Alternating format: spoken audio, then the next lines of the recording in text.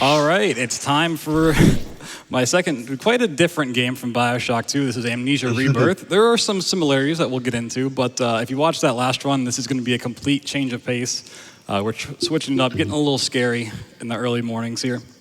On commentary, not in person, sadly. We have Nerd Squared, if you want to introduce yourself real quick. Yep, so I'm Nerd Squared. I run a bunch of different horror games. In fact, I run all the Amnesia games, so very excited to be on commentary for Rebirth. Yeah, I have a tendency to talk a lot, so we might not even have time for donations. I'm sure we can fit some in. And Nerds is here to, in case I forget to mention something. Anyways, we're going to start this from a file because we do have a pretty long cutscene at the start of the run that doesn't have a lot of gameplay, and we don't want to sit through every single time we reset. So we're going to go through all of these saves and go back to the Cassandra, which is the name of the plane. We're going to hop right into it. There's a little jump scare at the beginning, and then time will start once we see the first flash past the load screen.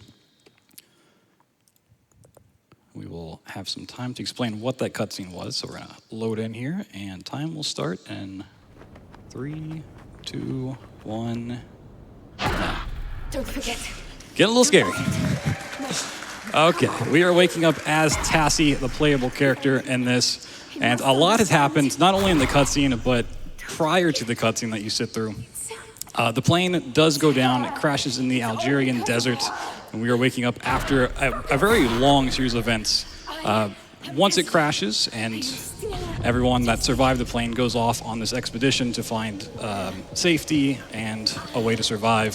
Some stuff goes down, and Tassie makes her way back to the Cassandra and passes out to this disease that's afflicting her. You can kind of see it around the sides of the screen, and we'll get into what that story actually is. But there is even another story prior to that as well. It's quite a confusing game. I feel like a problem for the Amnesia series is you're just typically playing these to get a little scared, you're getting in a spooky mood, maybe you're streaming it, and you kind of don't get the plot points along the way. So we're going to break it down, help you out there. We're going to pick up some laudanum, throw it back to Amnesia: The Dark Descent. This is the third Amnesia in the series. There's The Dark Descent, A Machine for Pigs, and Rebirth here. We have the bunker coming out in just a few days, actually. Pretty stoked about that. But this is the second one actually developed by Frictional Games, a very cool developer. The second one was developed by the Chinese Room. But we're going to pick up a handy-dandy little journal here. Typically is how you keep track of all your quests along the way. We already know all the quests, and in fact, we skip a lot of them, so we're just going to quickly get rid of this, stand up, and make our way out of the plane. So we're going to grab this corncob-looking vest over here and just bring this along with us. It's going to get a little crazy. We're going to pick up this lever so we can exit the plane, and out into the desert we go.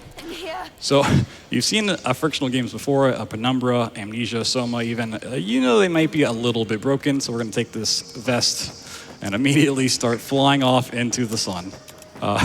One of my favorite parts about this is just seeing the shadow in the upper right-hand corner. It's so silly every time, but yeah, this game has a lot of prop flying, object hovering, whatever you want to call it. It's a very common trick amongst speedrunners, but this is thanks to a trick known as the regrab glitch, which allows us to also clip later on in the run. They did try to prevent this by making objects not have collision when you hold them. But if you put that object in your own hitbox and then grab it again, you re-grab it by letting go and grabbing it, it just has collision once again. So we can stand on it and just kind of fly over everything. We're not skipping a whole lot on this first map. It's just like a winding desert, kind of letting you get used to the game and getting you in the mood. We're just kind of taking a more direct route. And coming up, we're going to hit our first load screen, which typically there is story going on in the load screen. That's the stuff that happens prior to the plane crash, all the stuff that happens before the game even starts. And it's pretty slow. Speedrunners don't typically, especially PC speedrunners, don't typically count load times for the runs. It's known as IGT, in-game time. So this would all be counted out anyways, and because having extra dialogue play out through the load screens would be about 8 to 10 more minutes for every run that we did. We just simply change a little thing in the files, and it says, hey, we've already listened to this, we don't have to listen to it again, and lets us go on. So a little real-time save, but ultimately not a big thing for the run. And now coming up, we're gonna do another little prop fly up into the air so we can get out of bounds. And one thing I love about this game is every skybox is different, especially when you go out of bounds.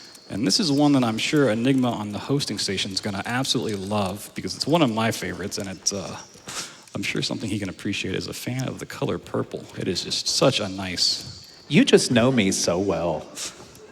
I mean, just look how calm and soothing that is. We're doing all this crazy stuff, and we just have this nice purple to look at. It's always fun to see the outsides of the map up too. You can see like light boxes and these weird geometries, but we're going to take this pillow for a little bit of a ride here. We need to clip back and bound, skipping so much of this map. We have a couple different ways back in. We'll see what happens. And typically, we want to use the pillow to actually do that. Right here, we're going to re-grab it so it pushes us through the wall. Oh. All right, the game ate the pillow, so we do the backup strat. We stand here and fall off into the void.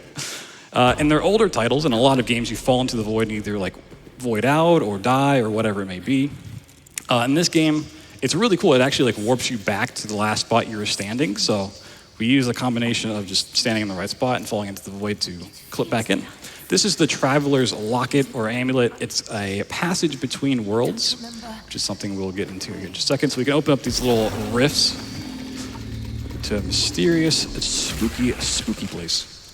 So if you've played the Amnesia games, you may have heard of the Other World or even like orbs and all of this fun stuff. It's a big part of the Dark Descent. It comes back in this game and they really expand upon it, which is really, really cool. In fact, we're going there right now. It's going to get really dark, and not just because of that's the dark world. We're just going to go out into the void.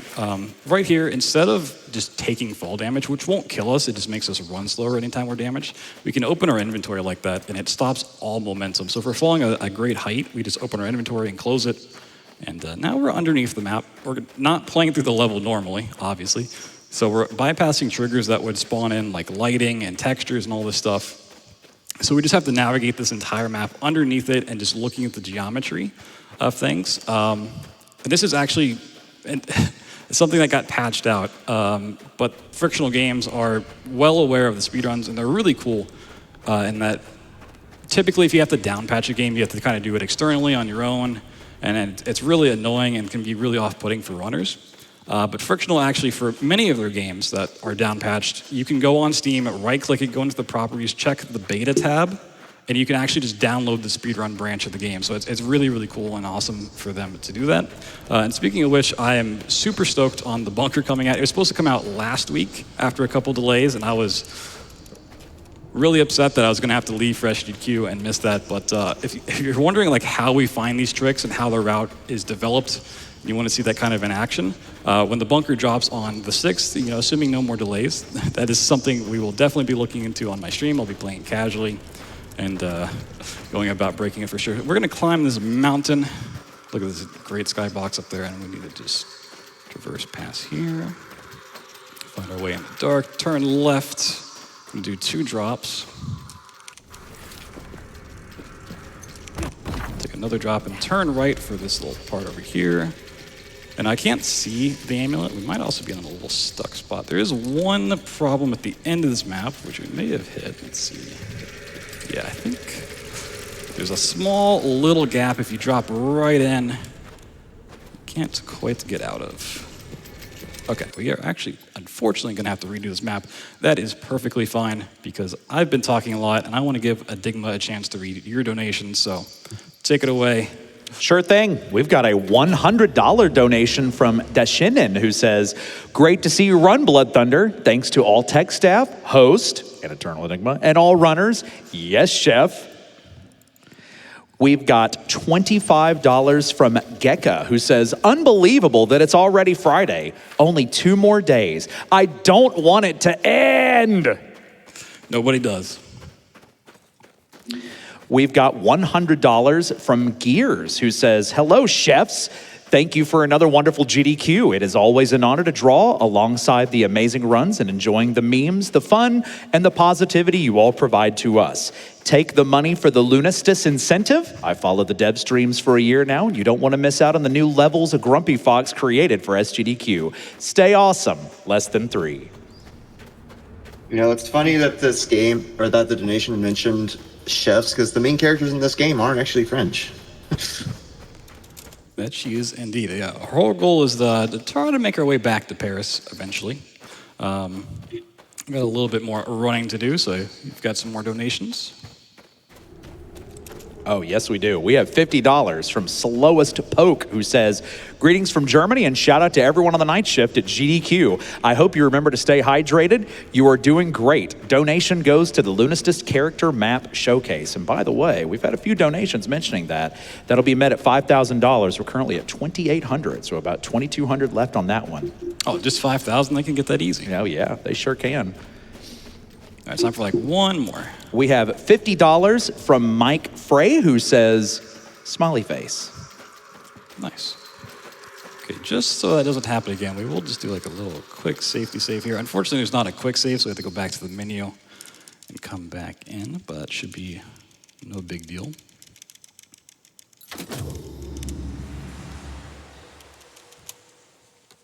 So a fun thing about the other world here, as it's kind of known, is time passes very differently, as we'll see once we get into, not quite the next map, but after we get through the little passageway here.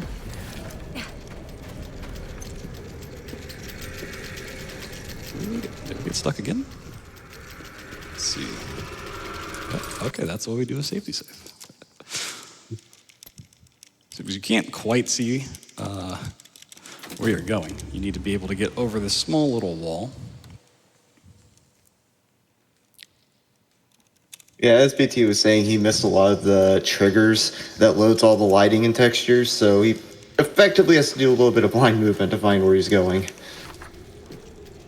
And there's not very many visual indicators here besides some little bumps in the geometry.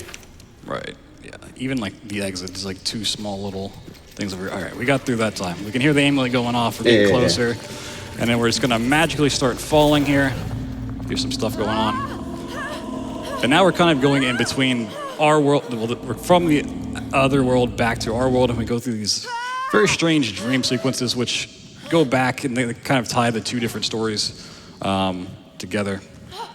We get a little glimpse at Tassie's apartment here, and this is a prompt clip we get to do, which is a super fun time. Kind of like we were trying to do with the pillow. We just re-grab the prop, and if we're not trying to do an object hover, the game doesn't want us to be intersecting with a prop, so it looks for the quickest way to eject us from being in the prop's collision. And typically, with the way we set it up, is just to send us through whatever we're standing against. We just clip right through the door. So this is Elise.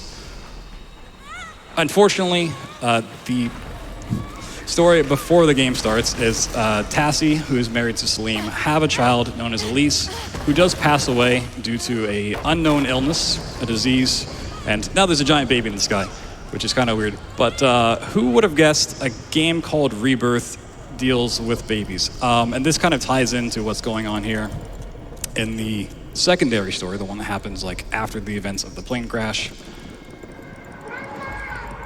Quick little flashbang. Happy photo.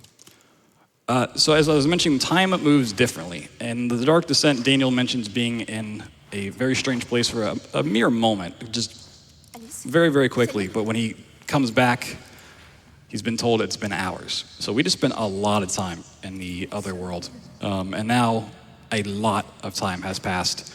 And it turns out Tassie is once again pregnant. And she is about to experience a whole lot of emotions very quickly. Unfortunately, we now have to go through the dark. We don't have a lot of great light sources at the moment. We have some matches. Insanity, for the most part, in the other two Amnesias is not a huge thing, especially in speedruns. It doesn't really affect much. It kind of changes the atmosphere and what's going on. In this game, it does matter. It can give you a fail state, which is very, very slow. It will send you back, and you go through this long animation. It also like progresses Tassie's disease, so you see some visual stuff change as well. So we don't want sanity to be decreased, and the way that gets decreased is by being in darkness for too long. So we try our best to avoid that as much as possible. We shouldn't see anything happen there. Just traversing through. That's what the doctor said. Now, in this map, you are supposed to kind of come across two different things. One, you find Salim, one of the other members of the plane crash, who has succumbed to his injuries. And the other one is a lantern, which is a much better light source. We don't actually go and pick it up, because we're about to use this pot lid to just go out of bounds, we just do a simple jump over here. And it looks like we're still in bounds, but this is just kind of a gateway to the void. Just gonna hover over here. But this game will eventually just give us the lantern, which is really, really cool because, as I was mentioning, we want to stay out of the darkness whenever we can. So we're just gonna find the exit. We need to crouch down, hit the door trigger. So all of these load screens, once again, they tell the story of what happened to Elise. And over time, you see like the disease setting in and Tassie and Salim's processing of that. We get a new mechanic here, which is kind of an interesting. It goes back to sanity. Sometimes we get to check on our baby by pressing X, just a little tap there, known as the baby check. That's supposed to be a way to restore your sanity if it gets low at all. There are some points in time when the game forces you to do those baby checks, and typically it is faster just to immediately do that and then leave it instead of sitting through the whole sequence. We're gonna grab this rock and do another prop fly. This one's a little scary because not all props are made equally. This one's a little shaky, as you can see, it's just freaking out below us. The different sizes and shapes of the object do determine how safe it is to do a fly. This one's okay. As long as we don't go into that void, that little ravine there, we are perfectly fine. We're making our way to the fort, which is, I think, the coolest area of this game. I'm a big fan of the fort. It is very reminiscent of their older titles. It has a lot of physics puzzles, and we can do some more prop clipping. So there's two different areas connected by this little outside section, and we need to grab a key from the tank to open up one of the areas. And we need to eventually make a tank shell so we can blow open the gate. Because the big driving force in this, our main objective, is to get to a mountain village where a doctor resides. He was another survivor of the Cassandra plane crash, and we're just eventually trying to make our way there because he's trying to help us. So we're just gonna do a whole sequence of prop clipping here. So there's the doctor trying to get in contact with us. Got to get to that radio. Bypass all this really, really cool stuff. This door is supposed to open once you leave. It gets broken open by a ghoul, which is one of the monsters you encounter. But instead of leaving and coming back, we're just going to grab what we need, a little bit of saltpeter, and we're out. There are three things we need to grab: saltpeter, sulfur, and charcoal. We get one here, and we get two in the other section, so we can make gunpowder for the shell. And we're gonna try to stack a flashback with opening this door. If you're in a flashback sequence, you move slower and you can't really interact with stuff, so anytime you can skip those, it's the best. So that gray flash means we're in the flashback, and we let it play during this load screen. A little bit of a time save.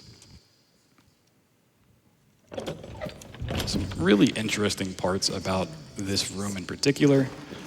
A lot of physics-based stuff, which, fan of, you want to avoid that tripwire, otherwise your sanity go down a little bit. You can just prop clip in here, but a really cool way you can do this is to break it from the inside.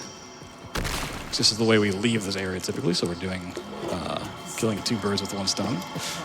We grab our sulfur, and now we need the charcoal as well. We do have to cook up the sulfur, and a fun little interaction here is if you put the lid back on, it actually cooks a little bit faster for whatever reason, so we do that.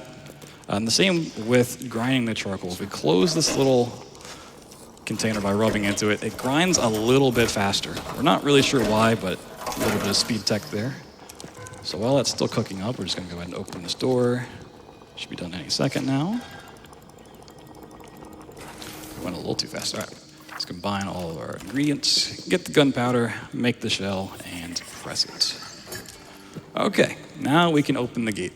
It doesn't matter where we shoot this tank shell. It's actually not supposed to open the gate at all. The level trigger for this area to be over is climbing out of this tank once you've fired the shell. So we just hop in here real quick. Unload the previous one. Slap this bad boy in there. Fire it as soon as we can, and end the level.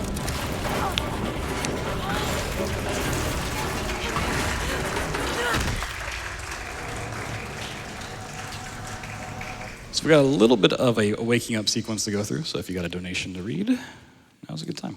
Sure do. We have $20 from Coolbird, who says, this horror game run is so soothing and peaceful. It can be like that sometimes. It sure can. When you take all the monsters out of it, it's kind of soothing. So there's a little flash of blue light there. It is a little nod at a entity to come that has shown up to heal us. As Tassie will mention here in just a second, she felt like her ribs just broke, and suddenly they're not, which is been interesting to have happened. I felt them break, but they're not broken now. So we've fallen down quite a ways into what's known as the Cistern, which is a very vertical map where you're supposed to descend into darkness. It's not quite the Dark Descent, but it might as well be. We gotta get our way out of the tank. But now, while there's been some really cool skyboxes, this map has one of my least favorites. It is not quite a pretty color. So we're just gonna jump through here, and like I said, we need to descend, so we're just gonna find some nice platforms to stand on. Try to avoid fall damage when we can. And if we jump off into the void this way, we can land right at the end of the map, pull this giant paperclip out of the rocks, and that will trigger us to start swimming it down into the next map, known as the Oasis. We've got a little baby check at the start, so we're just gonna hit that and then do some parkour. So some more donations if you would. Sure do. I have $20 from I Forgot, who says, I was going to leave a comment, but I forgot. I have amnesia. I see what you did there. I'm going to try my best on this one. We have a $40 donation from Faber, who says, so glad I could make this run. Blood Thunder is always a joy to watch. Shout out to my BFF Wody, who introduced me to frictional games and spent countless hours screaming with me as we were chased around by different monsters. Monkey! Thank you so much, very kind. Got time for like 2 more. We have $10 from Crisis Wolf, who says, hi, SGDQ. I've loved the Amnesia series. I watched some of the speedruns and tried Amnesia Justine as my first to-learn speedrun. So quick and easy to learn. Was looking forward to your run since I saw it was announced. Good luck, Blood Thunder.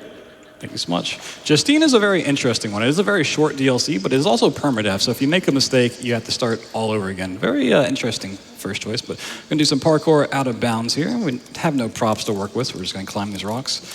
And here soon, we're gonna see a blue entity pop up into the map right there. So that's the blue light we saw earlier. That is an astral projection of an entity known as the Empress, who is the ruler of the other world. And the Oasis is also a big plot point for Tassie's story prior to us waking up after the plane wreckage.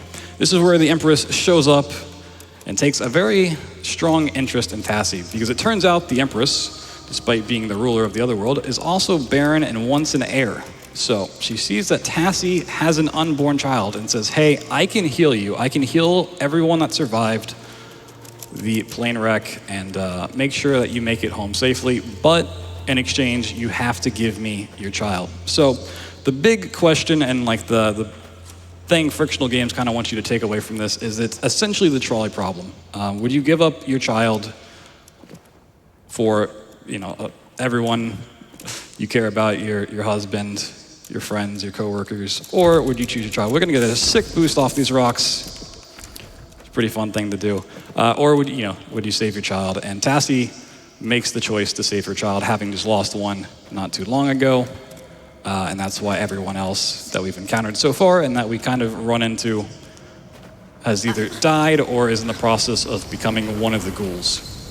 So we're running through here. We're gonna slip back into the other world.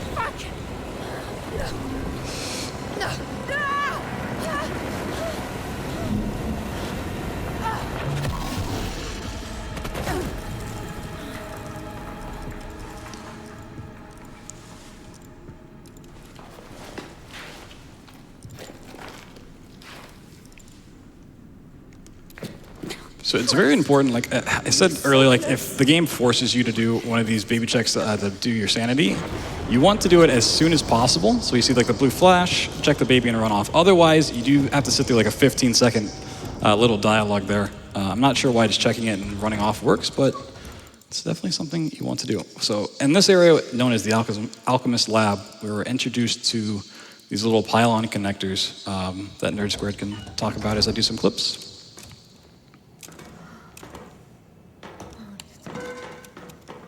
Yeah, so we grab these pylons to activate doors, or basically like an electricity conductor. I'll be grabbing one of those in this next room, but I'll also be grabbing an item that I think Twitch chat might like. A little something familiar over here. We got our hell. Have an orb chef. So the orb is also a very prevalent thing in the Amnesia lore. Both the Dark Descent and A Machine for Pigs have it in their lore as well. There are many orbs in the other world. They are great sources of power. We need to grab some other sources of power. These are little batteries that we will mention in just a moment. You're supposed to use both these batteries to activate a little prototype teleporter to solve a puzzle here. We're going to keep both of these because they're going to be really useful later on. It doesn't look like a whole lot's going on in this map. It's just some collection and then clipping through. But this is setting up a very, very big skip later on. Actually, two very big skips later on. So it's very important we grab those. And then we have another fun dream sequence where we get a connection between, once again, the two different stories going on here. But yeah, the orbs are great sources of power. They are also guarded by what's known as the Shadow, which, once again, if you played the Dark Descent, is a like pink, gooey, fleshy, moist thing that chases you down and is always stalking you, trying to get that orb back. And now that we have an orb of our own, it kind of happens in this game as well. So we got a baby back there, we got Elise here, and we got some donations from Enigma, I'm sure. Oh, we sure do. We have $20 from Biddy, who says, BT was the first ever speedrunner I've ever watched and is the reason I also found GDQ. Thanks for being a wonderful speedrunner and a fantastic friend. I appreciate you. Smiley face. Thank you so much, Biddy. We have $50 from Reich, who says, I have no idea what's going on, but I love it. Good to have you back on the big stage, BT. Probably got time for like one more. We have $5 from Kip, who says, roses are red, violets are blue. Thank you, GDQ, for all that you do. Hopefully the speedruns go smoothly and no controllers will be hurled. Thank you, GDQ, for making a difference in the world. Well done. Probably one more. Earlier, there was talk of a Tears of the Kingdom tax. So we have $25 from Dancing Crab, who says, I've been playing Tears of the Kingdom each day this marathon. So here's $5 for each day so far. Well, that's a lot of Tears of the Kingdom. Thank you. All right, once this loads in, we're going to be in a very interesting map, for sure. One of the weirdest starts. So once again, we just came from the other world where time passes in a much different manner. So Tassie is now much more pregnant than she was before. She's going through 9 months of pregnancy in like a day's time, which I'm sure is just the least fun experience you could ever have. This is supposed to be a giant chase sequence with the Shadow we were mentioning before. But that's pretty slow, and there's a lot of just winding paths to take. We're instead going to try to take a detour out of bounds, but we need to take a prop with us because we need to be able to fly. And this one's a little bit tricky. I'm going to grab this and if he fails this, he has to watch that entire cutscene again. Yeah, we will definitely be making a safety save for this one. All right, we're going to clip out, and then we need to grab this plate, look away, and I'm going to use my mouse wheel. I clipped out really fast, thankfully. All right, let's do a safety save. So yeah, if you're holding an item, you can bring it closer to you or further away by using your mouse wheel. So we just grab it, scroll our mouse wheel back and forth, and that clips it through. That was really fast, really, really nice. So this is a part where sanity kind of comes into play out of bounds. Usually it doesn't, but there's a little spot we have to traverse through where it does. So thankfully we have the lantern, which we'll pull out here in just a second if I didn't already. Okay, it is out. All right, so now we're just going to go for a little bit of a fun ride. This plate likes to stick behind. So you can see all the different paths you got to take. You can run to the left. You can just see some cool textures. Keep making our way through. So you see a giant light source on our left here any second now.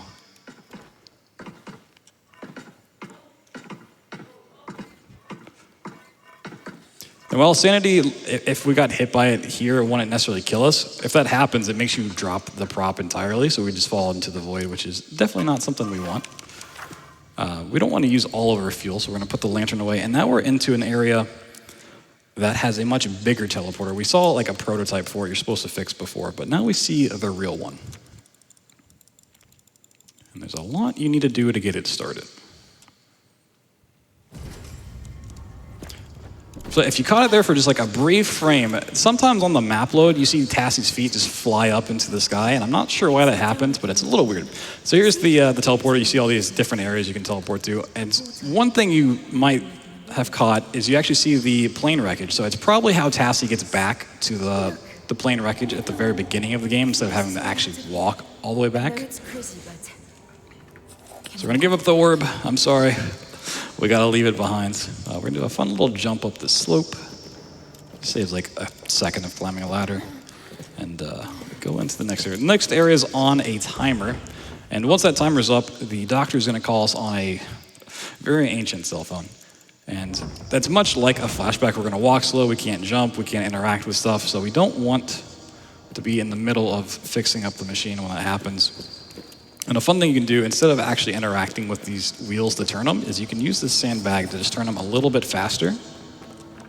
Because there's no cap on that speed. Solve this puzzle real quick. Now we're gonna try to get back to the start. We will probably get the phone call, I'm sure. well, I guess Let's that's see. right. Yeah. Let's hope that's So we can actually cancel this out by just falling into the void real quick. Taking some damage. Yasmin? Yes. Yes, hello, I'm here. I'm trapped. I'm in a tomb.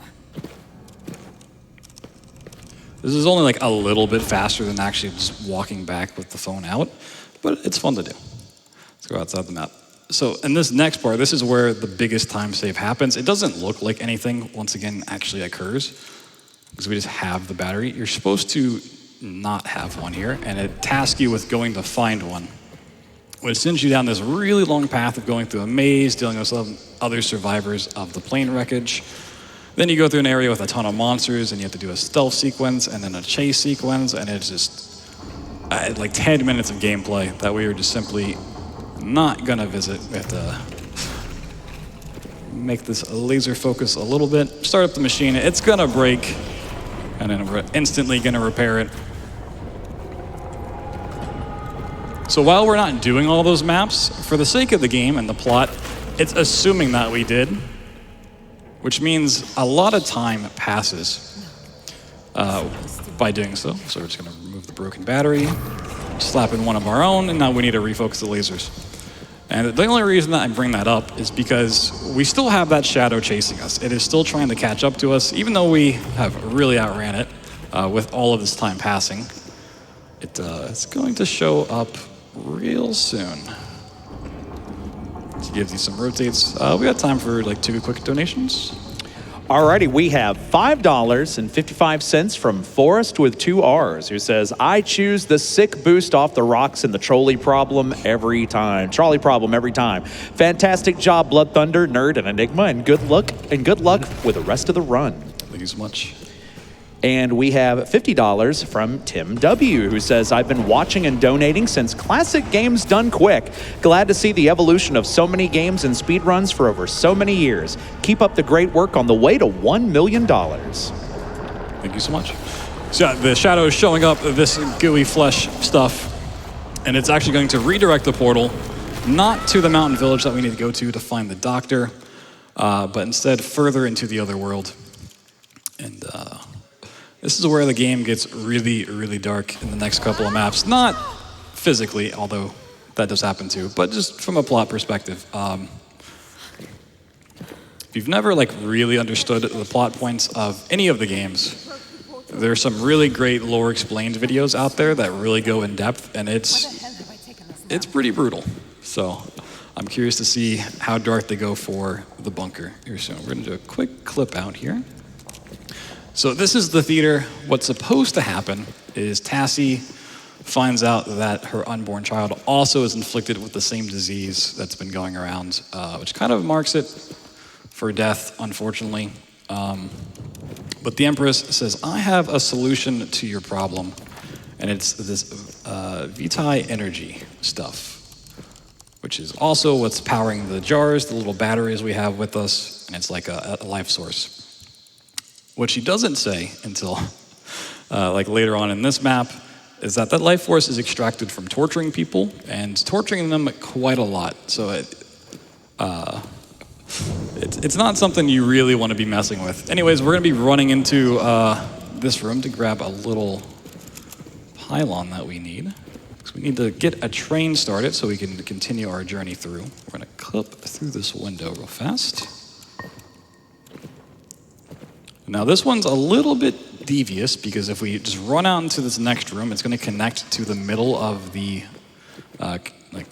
room right there, and it's going to trigger a monster known as a Wraith to spawn in, which is a very scary monster for sure. It's a kind of the upgraded ghoul, so we need to be fast enough to throw this into the next room. It's still going to have this monster spawn in, but by breaking the line of sight on the pylon from the center of the room, we can actually pick it up. You usually have to wait like 15 seconds or so. So we break out of the Wraith's grasp, and we can go on with our lives. Power up the machine. And now this clip here is my least favorite in the game. It like hardly ever works. Luckily it's not too big of a time save if I don't get it here in a couple tries. We will just run down the stairs. But for whatever reason, it's quite tricky to pull off. All right, give it like 2 more. Let's see what we can do. All right, we will instead just run on down. So this is a whole section that's set up so you can start your first torture session. Once again, not quite a pleasant thing. Luckily, we don't actually have to do it. So coming up is the dreaded auto-scroller. We have a way of breaking out of it, but we can also break out of it at the start. Let's see if this thing works. This is more for fun. This doesn't actually save any time, but if you stand right here, you hit this like damage trigger. You get pushed out of it. You can run away. I'm free. Woo! But unfortunately, the map just ends regardless. We get thrown into it. Like I said, we can break out of this auto-scroller, which normally you just wait through a couple of minutes of waiting, and then a stealth segment, and your lantern gets broken, and it's just not stuff we want to do. We have to wait for a very specific moment on the ride. So we're going to line up using like this little thing on the floor. Unfortunately, because it's moving, it's also going to move us, so we have to keep updating. And our goal is to jump over this wall by using a crouch jump at the very apex of an elevator that's going up. As I roll, will I lose you now? So we have this. As I lost this. Oh God, it's Got time for more donations. you can't. Alrighty, we got $50 from DJ Rebirth, who says donating to an amazing cause during Bloodthunder's gravity-defying speedrun. Also, this game's name is absolutely fantastic. Cheers to charity. I wonder why he likes the name. I was wondering that too. We have $25 from Lee, who says, thank you for all the help. Keep up the good work and happy Amnesia. Okay, so we're about to be at the bottom of the elevator, lining up our foot with that indicator. Now we're going to wait for 3 blue lights to pass. That's a good time for a quick save, because you only get 1 shot at this. Technically, there's a different spot later on. You can jump out, but it's not one we want to use, so just to be a little safe.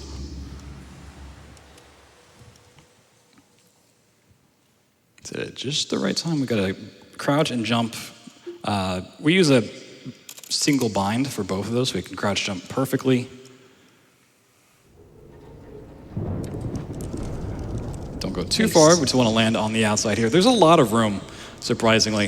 If I take my hands off the mouse and keyboard, when the cart moves around, you can see her like just shuffle around. And it's always scary. I always think she's going to fall off, but she's like yet to do it.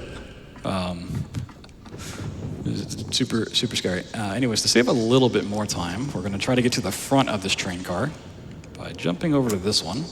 Oh no. Get to the front. Just so we can get to this little platform over here a little bit sooner. There's supposed to be like a gotcha moment where like a portal shows up and it's like, oh, I can go through there. It's gonna make me, it's gonna get us home, but it goes speeding off. Unfortunately, that's not even a real rift. We can't take it out. It's just like a PNG over there. So we're gonna grab one of these jiggly rocks and make our way once again to the end of the map. Kind of like the map earlier, we're going to bypass a lot of triggers we're supposed to hit. So there is some problems with things not loading in properly at the end. But one thing that is loaded in right now are these blue tubes of flowing energy. This is all the Vitae energy from people being harvested. Because the Empress also has the disease. She uses that to basically ward it off and keep herself alive. And she needs a ton of it because it's diminishing returns. So as we kind of see in the next map, she has a lot of people being tortured on a 24/7 cycle. You can see our own player model kind of went away there. There's a door that we need to open, but there's 2 rocks blocking the door that we need to move. So we've got to find those, open the door, slip behind it, and click on the one back there. So once we load in, we do get a chance to see one of the pods. Every time you see one of these things, there's a person inside of you being constantly tortured. And not only that, they're given an amnesia mixture to make them forget the torture, because over time it would have, once again, diminishing returns, and you'd need more and more and more people. But by giving them an amnesia mixture, I need to actually keep that with me. You make them forget all that and start the torture anew. So once again, super dark. Not the nicest people. So once again, we're not supposed to have our lantern. We're not going to use it here, but we did keep it through the last map because we didn't fall down to the part where it breaks, which is pretty nice to have. So this pot lid's not, because it is pretty small and pretty thin, it is easy to lose and also very hard to stand on. So we're going to try this clip again, pull it through the wall. The one thing about props is you don't want to go too far away from the map. So if I go up too high here, I get too much height. I will get far enough away from the map that it unloads the props to save on resources, as games tend to do. But I need a lot of height for this map as well. So there's a very thin section that I'm trying to hit as I run through here. So once again, you can see all those pods just kind of thrown around the place, and I'm sure there's thousands more throughout the other world. We're going to try to get as much height as we can. This is a huge stealth segment that involves a lot of wraiths. Almost there. So I can actually go up like, right there. You see the prop deload, but I got right where I need to go. So you really don't have a lot of room to work with. We're going to hit the staircase and go into our 3rd dream sequence. This one's a little bit more broken than the 2 before. And at this point in the game and the story, Tassie is so pregnant that she can no longer jump, which, you know, is fair. We're just going to throw this door into oblivion. But it makes doing these prop flies much harder, because a very easy way to gain height with prop flying is to just jump. And if you want to lose height, you crouch. And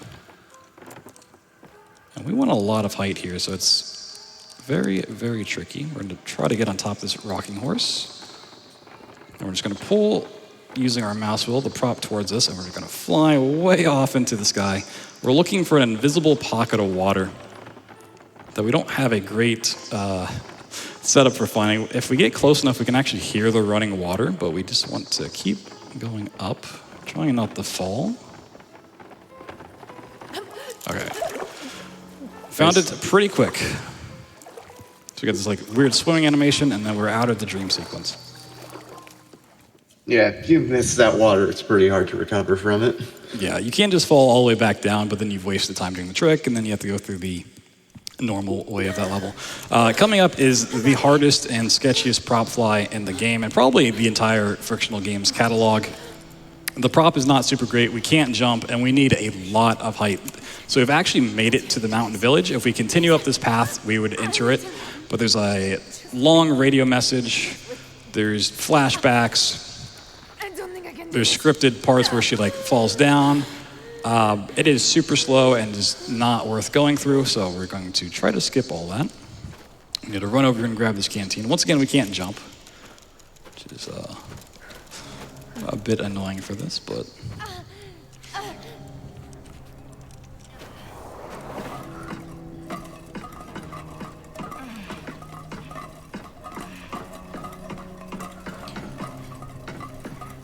I'm already scared of this one. So not all of these rocks have collision that we're going to be running in. Some do, some don't. The ground always will. So if you see like sand, that is 100% there. Can't jump, but we need way more height. If you're lucky enough to just get a prop that sends you flying up to the sky here, you can take a really optimal path, but with something like this, we're probably gonna have to go to the left and go around the more scenic route. Yeah, if you see the prop or the canteen jiggling under his feet, that's the prop pushing him up. But sometimes it doesn't work all the time though. Sometimes he has to readjust it with the scroll wheel. Yeah, anytime I kind of stall out and gaining height, I just use the scroll wheel to bring it in, and like one tick in, one tick out, or vice versa, one tick out, one tick in, and it tends to boost you up. But we've made it far enough onto the map that we can just go around to the more scenic route. If you're lucky enough to go all over these rocks, you save a little bit more time, but it's still so much faster than going through the actual village. And all this smoke is the village like being destroyed and on fire, and you can kind of see it over there to the right. We're gonna make a quick sacrifice to the giant crater gods and just get rid of this thing over here. Oh, make sure it actually goes in. Okay, you don't want to fall down there. It's not a good place to be. So the way this map ends, stay hydrated. I don't know. We'll figure it out. Find some Red Bull. The way this map ends is actually like on a little cutscene. To activate that cutscene, you need an NPC to come chasing after you. It's not something you just click on a door. Luckily, there's a trigger right over here, so we don't have to go through a whole part inside the village that we can hit. And if you're wondering how we're gonna get back in bounds, we can just walk right through this rock. We should have the NPC come chase after us. Yet again, another survivor from the Cassandra plane crash that you're supposed to have just dealt with a pretty lengthy cutscene in the village.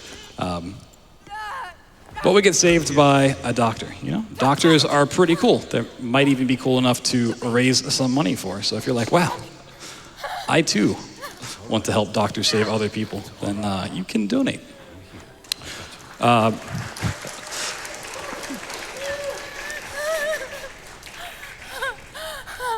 Now, despite having said that, he is one of the creepiest doctors I've ever seen. And I want to give a shout out to Frictional. I gave him a shout out earlier, but shout out to them for making us sit through this upcoming part every single run. It's at the very start of the map, so there's like no hope that we can actually skip it through gameplay. We can't prop fly, prop clip past it. But, you know, you may realize what happens after you're pregnant for 9 months. You do have to go through a little bit of a birthing scene. Don't worry, nothing really gets shown. There's a little bit of blood, but if you're uncomfortable with that, this is over in about 2 minutes. There are like 3 sequences we have to do here where you're supposed to push. You can hold down forward to push. It doesn't really do anything, doesn't speed it up, but after every one of those segments, you just have to look at him.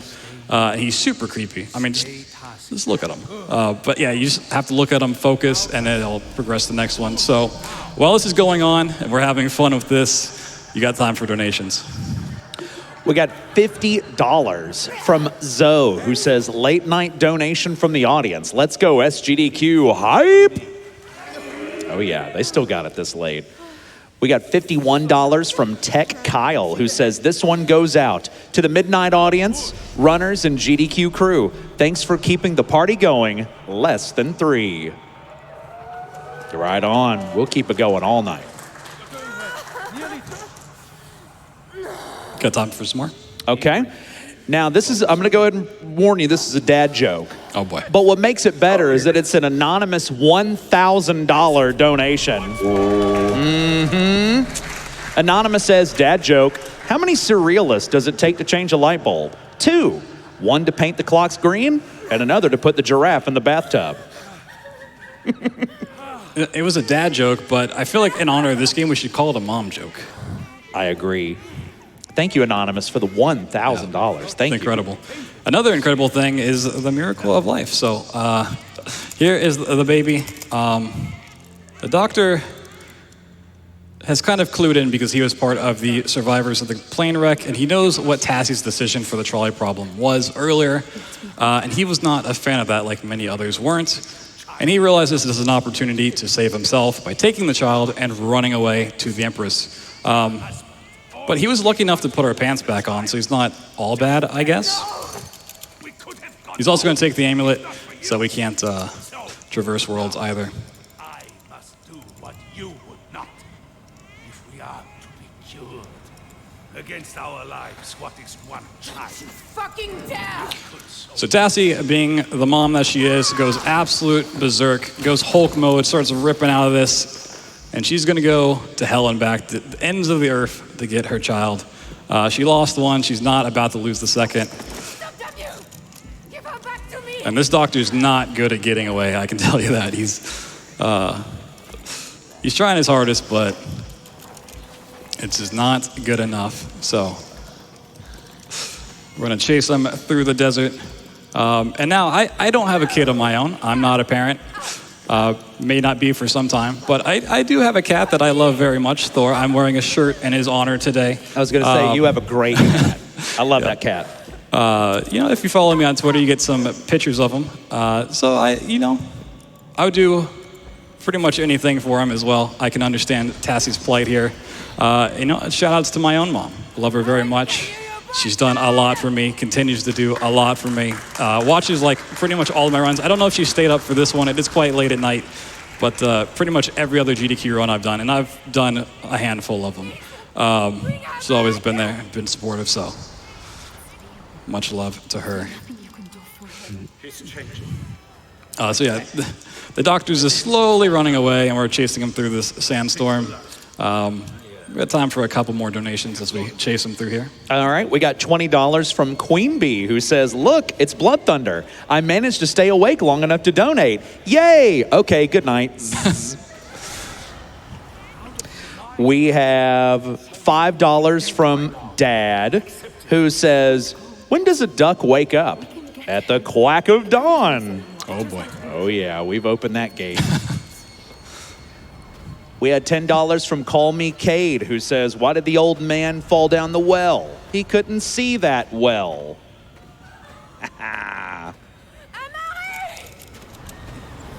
Probably got time for like one more.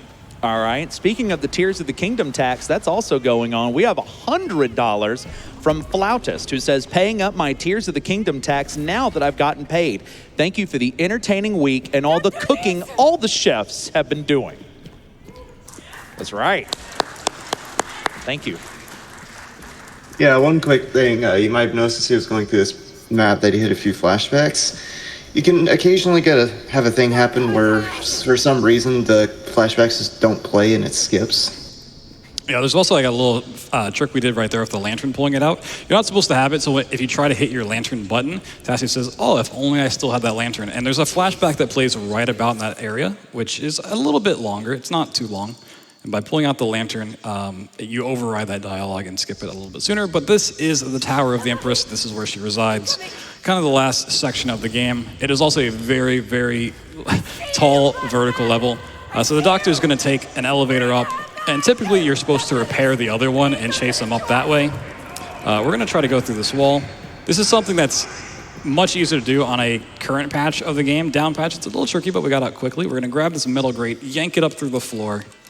And we're going to start our ascent. There's Amnesia, the Dark Descent. This is quite the opposite. We're just going to go way up here in the sky. I need to make sure I don't unload this prop or fall off. And I also don't want to hit my head on the upper level, so we're just going to keep jumping. Be careful of that. Once again, we can jump. We no longer are with child, so we're a little bit lighter. Makes this quite a bit easier. There is a backup if I happen to fall off or it unloads or if the grate got stuck on the floor. It isn't too much slower because it is such a vertical level. Fixing the elevator is not that much slower. The old route wasn't too crazy different in terms of speed. Yeah, what makes this skip even harder is that it's the third to last map in the entire game, so nerves can get to you and you drop the prop on accident. Yeah, if you get this far, this is really the last trick that you have to do. So if you're on PB pace or something and you get all the way up here and you fall off and you lose all that time, it's pretty devastating. So this is where the Doctor and the Empress are, and you're supposed to go kind of deal with them. And then there's 3 different endings you can get. There's kind of like a 4th ending that ties into the other one. We're going to take the quickest one, which is just right at the start here. So if you remember the two batteries we got from the Alchemist Lab, we used one of those earlier. We're going to use another one here. So there is a ending that takes a teleporter back to Paris. Through that gate is where the Empress resides and all of that, but we're just going to go ahead and plug in one of the batteries. Hit the teleporter. And once again, we're not supposed to have the lantern here, so some fun stuff happens when we load into the next map. You're supposed to, if you've gotten this far, to get another battery. You're supposed to have gotten your baby back from the Empress and all of that, and you're making your escape to Paris.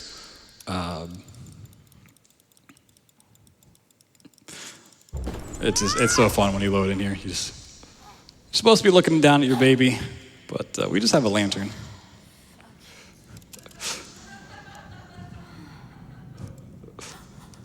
She's gone. She's gone. So once we break through this wall, we are done with the game, but have no fear. We do save our child in the end. We did not actually forget her. We are back in Paris. That is time. We save the baby, and all is right in the world. Shout out to Nerd Squared for joining me this early in the morning. Great to have you on. Sadly, having you in person would have been better, but thank you for helping me there. Thank you, Enigma, for hosting the run, for all those great, wonderful red comments. You are very welcome. Thanks to everyone in the crowd for staying up. A lot of friends out there, too. Once again, shout out to Frictional Games. They're awesome. Love all of their stuff. Really looking forward to the bunker. Like I said, if you want to see us break the bunker in just a couple days, see how runs are developed and the community behind it, once I get back home, that is the big thing we have planned. So I think that's about it for me. Thank you guys so much for not only this run, but Bioshock 2 as well. Maybe we can get the bunker in the HDQ 2024. That'd be pretty cool to come back and do it all again. But for now, that is it for me this week. Yeah, I also want to give my own personal shout out to Eternal Life, who's the current world record holder in Cakery, because this game very quickly got optimized after the game came out, and those two people have been keeping this game alive since then. Absolutely. Yeah, shout out to those guys as well.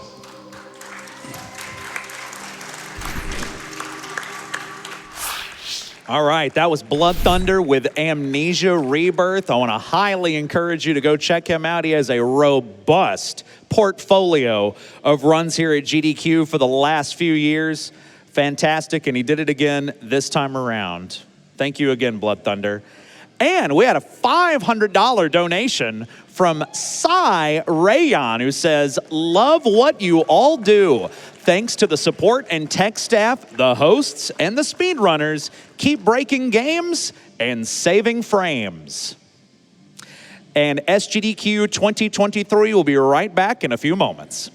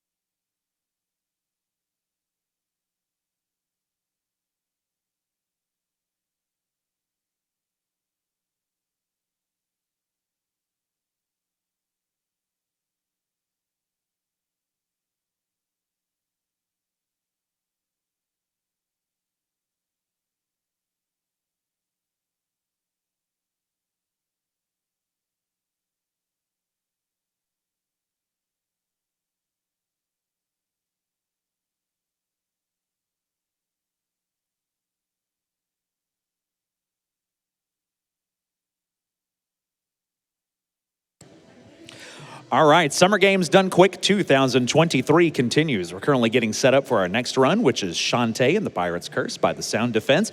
Want to remind you again, I'm looking at that total. We're at $889,000 and some change. We're knocking on the door of $1 million, and once we do, that Clone Hero bonus game will be immediately unlocked. So let's get to 1 million sooner rather than later.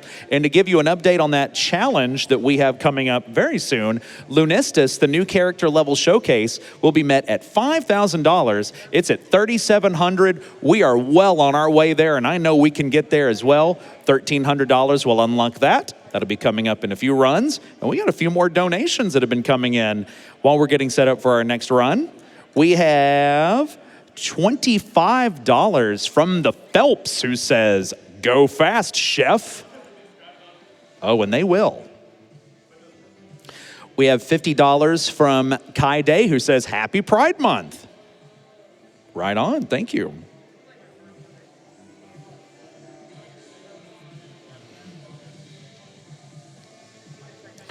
We have $200 from Alan, who says, "Thank you for another great week of speed runs and fun."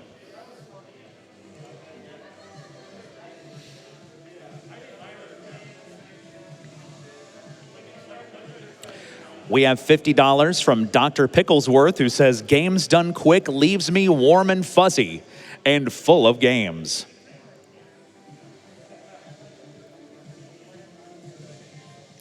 And just a reminder, we are raising a lot of money this event, but if you're unaware or if you've forgotten, we're raising money for Doctors Without Borders. And while we're getting set up for our next run, I would like to tell you about them real quick. Doctors Without Borders, or MSF, is an independent international organization that offers medical humanitarian assistance to people based solely on need, irrespective of race, religion, gender, or political affiliation. Over the past 5 decades, MSF has grown from a group of few hundred volunteers to an international movement, providing over 10 million medical consultations in more than 70 countries every year. MSF's core values of humanitarianism, independence, neutrality, and impartiality continue to drive their work in providing life-saving aid to people whose survival is threatened by violence, neglect, or catastrophe, primarily due to armed conflict, epidemics, malnutrition, exclusion from healthcare, or natural disasters. And when you donate during this event, that is exactly where your money is going. So thank you very much for all the donations that have come in, and that all the donations that will continue to come through in our final 2 days. We have $5 from Rainbow, who says, "Donating in honor of making a successful GDQ chat pyramid. Pun time for the chefs in the audience. What are the 3 things that all bad chicken jokes have in common? They all need more time to hatch, don't fly far, and leave people feeling scrambled." You're not wrong, Rainbow. Thank you for the $5.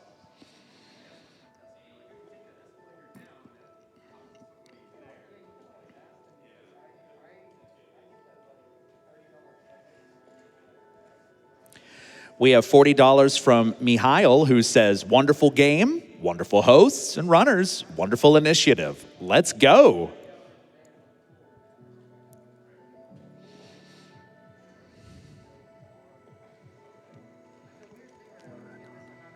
We have $60 from Adinathos, who says, "Thanks to all the organizers and runners, let's help Doctors Without Borders in their important mission."